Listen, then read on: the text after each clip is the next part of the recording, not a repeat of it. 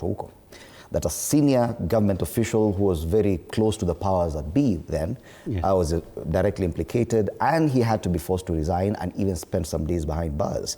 How come we are seeing a delay in this one? What has changed? Yet we have a new constitution. Actually, that's an ingenious question, because I think that's the heart of the matter.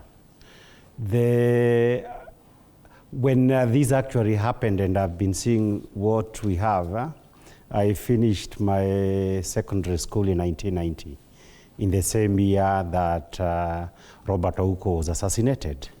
And this, for my generation, which is the general generation also of the current president, this was the real moment when we were socialized into Kenyan politics, the depths of it.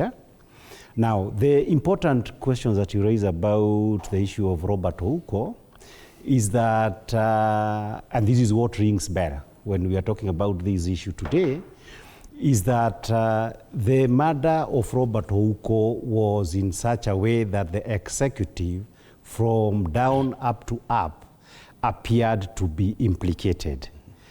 The subject in 1990, like it is now, is corruption.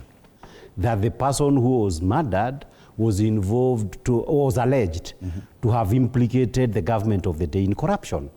This is what Ojwang and those who had been arrested before him are actually accused. And the web of corruption is, how high does it get? Was it getting, going by the story, is that it was, he was the linkpin, he was the organizer of this corruption web. We don't know how high it goes. And it was a serious issue of serious sensitivity when you go the extent to which DCI Amin went to try and get people abducted for practical purposes and brought to Nairobi and taken to Kamukunji and Central Police Station, which are alleged, at least by former Deputy President Rigathi Gachagua, as special police station that Lagat has been running to engage in illegal activities. So when you see that the main implicated person, the government is dancing around the issue, not taking any action. Somebody like Mukwana, the police constable, giving what appears to be a suspicious confession that rings bell with a story. You remember this story from Mukuru, the slums, when they were dumping young people, then they get.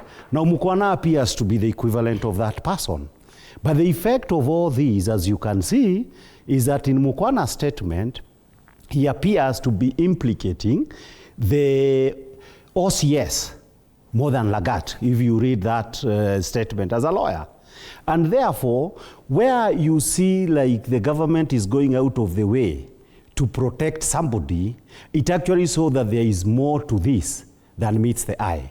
Now, the other thing that is equally important is that when you have finally had the Gesheru Commission of Inquiry, that and even that when it was disbanded is when you had Biwott and some other people arrested, is that you see all these happening because by the end of 1990, a general election was coming in 1992. And this general election, clearly because the facts were suggesting that the president of the day, Daniel Arap Moi, was not innocent, something had to be done. Somebody had to be felled. So that even in this particular case, if IG Lagat, the DIG Lagat is not charged, the fact of the matter, this is not a matter that is going to lie low, because responsibility in this particular matter must be taken. In 1990, you had a credible Attorney General, Amos Wako, at least he was a first-rate lawyer. He clearly appears to have recommended to the president, this will eat you if you do not get other people to take the hit. And that is why you had the commissions of inquiry. And you had it also at Watergate. So this initially, we have what we call the Robert Ouko moment. But if the president of the day is not careful, this will be a Watergate moment for him. Why is that the case? That all these abductions and unlawful activities of DIG Lagat and Amin, the beneficiary of the current political suppression by those officers, he is the political beneficiary of it. Finally, about Amin. I have seen Amin, the DCI. The DCI is the state officer in Kenya who ran the Subarus and the special squads directly under the law that have been implicated in the suppression of the Gen Z protest, in the abductions, the disappearances, and the killings.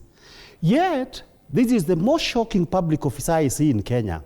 He stands in parliament, wants to tell us this is innocent, this is not innocent, I will carry investigations.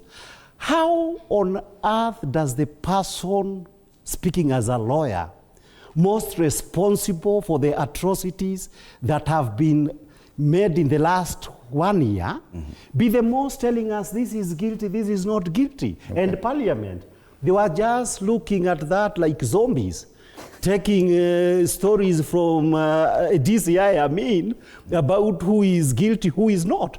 Who is this who arrested, who abducted Ojwang? All right. It is DCI. All right. So for all practical purposes, we really need to get serious, and I hope the president himself, for his own good, does not let this to evolve into a Watergate moment. And the question now is, how do we proceed? Of course, there's a suggestion by the former Chief Justice. I think he said he'll go to court or institute a different